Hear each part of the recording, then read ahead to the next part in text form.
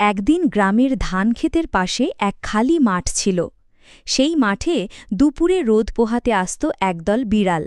তারা বলতো, এ মাঠ আমাদের, এখানে আমরা রাজত্ব করব।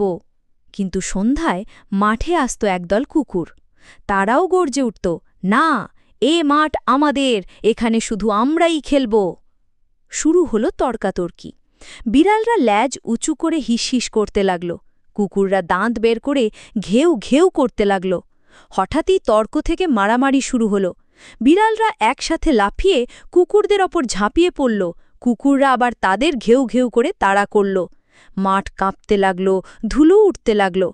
কেউ লাফ দিল গাছের ডালে, কেউ পড়ল কাদায়। তখনই পাশের বুড়ো কৃষক দৌড়ে এলো হাতে লাঠি নিয়ে। চিৎকার করে বলল, এই যে বিড়াল আর কুকুর, মাঠ আমার, তোমাদের নয়। একটুও ঝগড়া করলে ভাত কাঁচা মাছ কোনোটাই পাবে না। কথা শুনে সবাই থমকে গেল।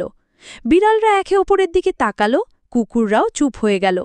শেষে ঠিক হলো, দুপুরে মাঠে থাকবে বিড়ালরা আর সন্ধ্যায় আসবে কুকুররা।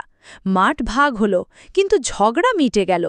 তবে মাঝে মাঝে একজন কুকুর মাঠে ঢুকলে বিড়ালরা চুপিসারে ফোঁস ফোঁস করে তাকে ভয় দেখায়। আবার বিড়াল বেশি বাড়াবাড়ি করলে কুকুররা দৌড় দিয়ে তাড়া করে। কিন্তু বড় যুদ্ধ আর হলো না, কারণ তারা বুঝে গেল শান্তি মানেই আসল জয়।